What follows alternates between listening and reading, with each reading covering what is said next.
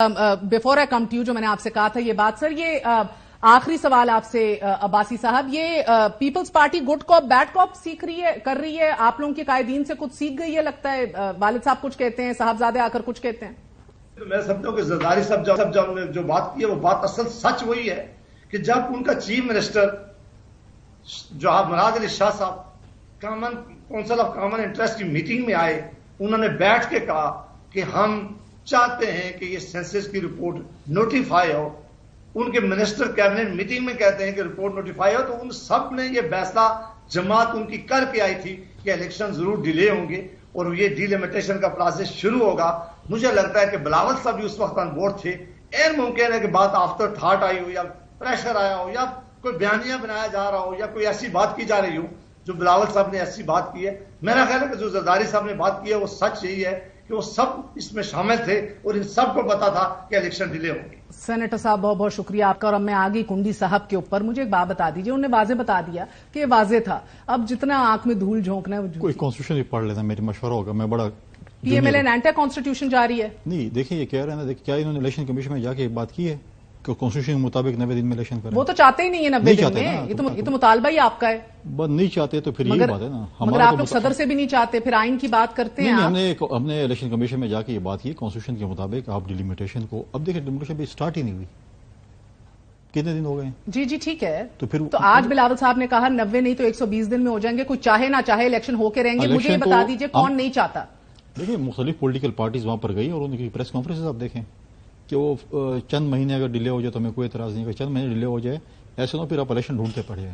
इसलिए हम कह रहे हैं कि आए कोई डेट तो ले लेना पहले, उसके बाद सियासी जमातें हैं कोई जो नहीं चाहती, मेजॉरिटी सियासी जमातें हैं इंक्लूडिंग आप देखें हर किसी ने प्रेस सिवाय including everybody. What is everybody? Give me names. PMLN ने ये बात की है। ओके बाकी जमातों ने ये नहीं चाहते आप कह रहे हैं? मैं समझता हूं कि ये नहीं चाहते। जेवाई ने ये बात की है। बयानिया ही बना रहे हैं, सिर्फ आपको अच्छी तरह पता था कि ये क्या करने जा रहे हैं आप लोग। मगर चले अवाम इसका फैसला कर ले। हमें कॉन्स्टिट्यूशन को कुछ नहीं पता, इनको पता है हम क्या करें। अच्छा, गुड कॉप बैड कॉप का मैं आपसे जिक्र कर रही थी सर। 26 मार्च 2013 को पहली दफा रिपोर्ट हुए मीडिया के ऊपर बिलावल भुट्टो जरदारी और उनके वालिद साहब सदर आसिफ अली जरदारी के दरमियान इख्तलाफात।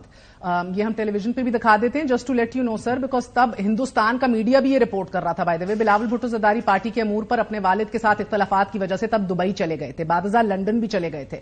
और उसके बाद ये भी रिपोर्ट किया गया कि बिलावल जिन्हें हाल ही में पार्टी का पेट्रन इन चीफ नामजद कर दिया गया, उनके वालिद और सदर आसिफ अली जरदारी और उनकी बहन फरियाल तालपुर के अहम मसाइल पर पार्टी पोजीशन के हवाले से इख्तलाफात पैदा हो गए।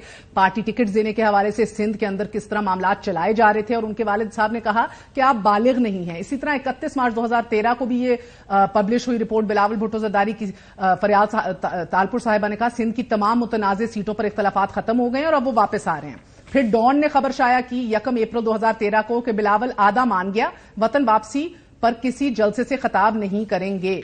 फिर आपका 9 अप्रैल 2015 को बिलावल भुट्टो जरदारी में सियासी पुख्तगी की कमी है, जरदारी साहब ने फरमाया, और जब वो बालिग हो जाएंगे, सियासी पुख्तगी हो जाएगी तो वो पार्टी के अमूर संभाल। ये मैं आपको बता रही हूँ व्हाट वाज रिपोर्टेड। मैं आपको इंटरप्ट नहीं कर रहा हूँ। चले नहीं बस अब मैं अब क्या क्या आपको दिखाऊं? 26 मार्च 2013 के भी दिखा देती हूँ, इंटरनेशनल मीडिया भी दिखा देती हूँ। बड़ी स्पीड में जा रही थी, मैं इंटरप्ट नहीं कर। मैं कुछ क्वेश्चन कर, ये जो रिपोर्टिंग है ये किसको बयान दिया उन्होंने?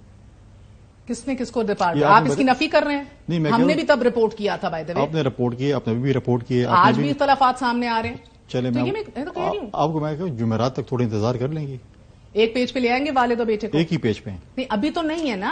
आप कह रहे नहीं है ना, मैं कह रहा हूं है। सर आप वो एमक्यूएम वाली बात कर रहे हैं। वो बानी एमक्यूएम कुछ कहते थे लंदन से बैठ के इधर आग लग जाती थी, वो उनको कहते थे नहीं आप कह रहे हैं, आपको समझ नहीं आ रही, इसका मतलब यही है। कोई मतलब आप जुमेरात शाम तक इंतजार कर सकती हैं? मुश्किल है, अभी बताएं ना। इख्तलाफात सामने नजर आ रहे हैं। कोई इख्तलाफात नहीं है, एक पेज पे सीसी ने फैसला करना है, पहले भी सीसी ने फैसला किया। जरदारी साहब ने फिर ये बयान क्यों दिया कि हल्का बंदियां हो जाएं? तो हल्का बंदियां करें ना, इलेक्शन कमीशन क्यों डिले कर रहे हैं? हल्का बंदियां पिछले साल हुई पड़ी है, उनके पास सब कुछ तैयार है, उन्हें 5% वोटर लिस्ट का आगे पीछे करना है। That's not a big problem. ठीक है, हम कह रहे हो जल्दी कर लेते, लेकिन अभी तक भुट्टो ने अपने अंकल से डिस्टेंस इख्तियार किया था। इज इट टाइम के बिलावल भुट्टो जरदारी भी शायद नौजवानों को अपील कर रहे हैं, बुजुर्गों से भी डिस्टेंस इख्तियार करना चाह रहे हैं और शायद एस्टैब्लिशमेंट के बयानिए को केटर कर रहे हैं कोई और? बिलावल भुट्टो जरदारी साहब बड़े खुशकिस्मत है कि उनको बड़े अच्छे अंकल मिले हुए हैं। और वालिद साहब भी? बिल्कुल। और फुप्पो भी? बिल्कुल।